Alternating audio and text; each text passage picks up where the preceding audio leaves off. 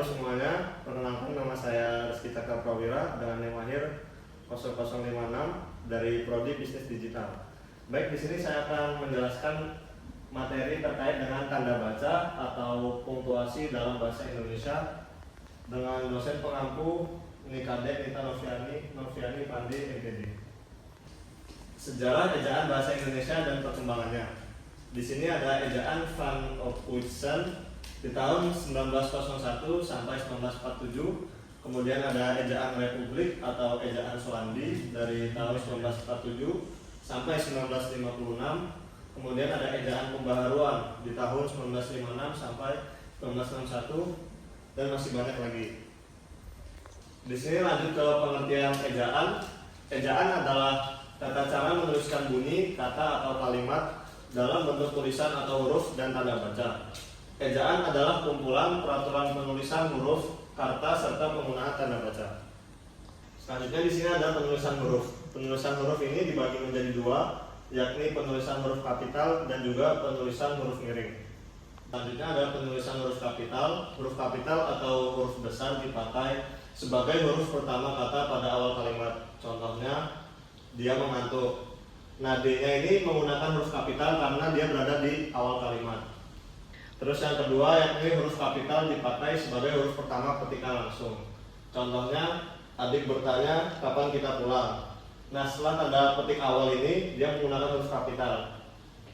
Terus kemudian ada bapak menasihatkan berhati-hatilah nak, dan masih banyak lagi.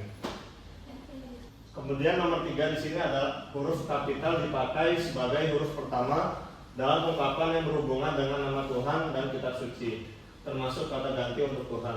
Contohnya seperti Allah, yang Maha Kuasa, yang Maha Pengasih, Alkitab, Quran, Weda, Islam, Kristen.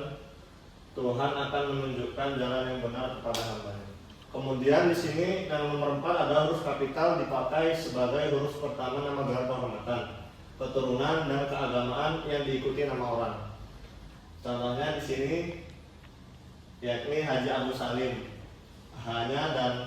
Hanya menggunakan huruf kapital, kemudian Agusnya yang A dan juga Salim yang S. Kemudian yang nomor 5 di sini ada huruf kapital dipakai sebagai huruf pertama unsur nama jabatan dan pangkat yang diikuti nama orang atau yang dipakai sebagai pengganti nama orang tertentu, nama instansi dan juga nama tempat. Contohnya seperti Wakil Presiden Budiono, yang dimana dari awal setiap katanya itu menggunakan huruf kapital, yakni W, P, dan juga B. Kemudian yang nomor 6, huruf kapital dipakai sebagai huruf pertama unsur-unsur nama orang. Contohnya seperti Bambang Soeharto, yakni B-nya dan juga S-nya menggunakan huruf kapital. Huruf kapital tidak dipakai sebagai huruf pertama nama orang yang digunakan sebagai nama jenis atau satuan ukuran. Contohnya seperti mesin diesel 10 volt dan juga 5 ampere. Kemudian nomor 7, huruf kapital dipakai sebagai huruf pertama nama bangsa, suku bangsa, dan bahasa. Contohnya seperti bangsa Indonesia, I-nya menggunakan huruf kapital, kemudian suku Melayu, M-nya menggunakan huruf kapital, dan bahasa Inggris, I-nya menggunakan huruf kapital. Huruf kapital juga tidak dipakai sebagai huruf pertama nama bangsa, suku, dan bahasa yang dipakai sebagai bentuk dasar kata turunan. Contohnya mengindonesiakan kata asing dan juga keinggris-inggrisan. Baik, selanjutnya kita di sini memasuki yakni penulisan huruf miring. Yang pertama, huruf miring dalam cetakan dipakai untuk menuliskan nama buku, majalah, dan surat kabar yang dikutip dalam tulisan. Contohnya seperti surat kabar Bali Pos. Kata Bali Pos sendiri itu ditulis miring. Kemudian nomor 2, huruf miring dalam cetakan dipakai untuk menulis nama ilmiah atau ungkapan asing kecuali yang telah disesuaikan ejaannya. Contohnya mata kuliah DSS, yakni Decision Support System yang diselenggarakan hari ini. Istilah bahasa Inggris itu kita menggunakan huruf miring. Contohnya Decision Support System. Kemudian di sini kita memasuki penulisan kata. Yang pertama ada kata dasar. Kata dasar itu yakni kata yang masih utuh, belum mendapatkan imbuhan apapun. Kemudian ada kata turunan, kata yang sudah mendapatkan imbuhan, yakni awalan, sisipan maupun akhiran. Kemudian ada kata ulang, kata yang bentuknya ditulis lengkap dengan menambahkan tanda hubung strip. Selanjutnya ada gabungan kata. Gabungan kata sendiri dapat dikategorikan sebagai kata majemuk. Selanjutnya ada kata ganti, yakni ditulis serangkai dengan kata yang mengikutinya. Contohnya seperti ku, mu, dan juga nya. Kemudian ada kata depan, ditulis serangkai dengan kata yang mengikutinya juga. Contohnya seperti di, ke, dan dari. Kemudian ada kata si dan sang, itu ditulis terpisah. Contohnya mungkin seperti sang raja. Kemudian ada partikel, ditulis serangkai dengan kata yang mengikutinya.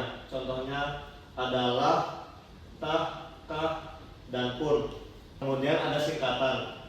Singkatan yakni bentuk yang dipendekkan yang terdiri atas satu huruf atau lebih. Kemudian ada akronim. Akronim yakni singkatan yang berupa gabungan huruf awal, gabungan suku kata, ataupun gabungan-gabungan huruf dan suku kata dari deret kata yang diperlakukan sebagai kata. Oke, sekarang kita memasuki pemakaian tanda baca. Yang pertama di sini ada tanda titik. Tanda titik itu adalah sebagai penanda akhir kalimat. Fungsi tanda titik yang paling umum dan paling banyak dipahami orang-orang ialah sebagai penanda pada akhir kalimat. Kemudian ada tanda koma. Tanda koma ini biasa diletakkan di tengah kalimat. Tanda baca koma juga banyak digunakan pada bagian tengah dari sebuah kalimat. Tanda baca koma itu sendiri umumnya digunakan pada saat melakukan suatu perincian hingga penyebutan bilangan. Selanjutnya ada tanda titik koma. Tanda titik koma digunakan untuk memisahkan bagian-bagian perincian dalam kalimat yang sudah menggunakan tanda koma. Kemudian ada tanda titik dua, yakni sebagai pemerinci atau penjelas penulis dapat menggunakan tanda titik dua untuk dipakai pada akhir suatu pernyataan lengkap yang diikuti pemerinci atau penjelas. Kemudian ada tanda hubung yang digunakan untuk menandai bagian kata yang terpenggal oleh pergantian baris. Selanjutnya sini ada tanda pisah, tanda elipsis, tanda tanya, tanda seru, tanda kurung. Kemudian ada tanda kurung siku, tanda petik dua, tanda petik tunggal, tanda garis miring, dan juga tanda penyingkat. Baik, mungkin sekian penjelasan materi dari saya. Kurang lebihnya mohon maaf dan sampai bertemu lagi.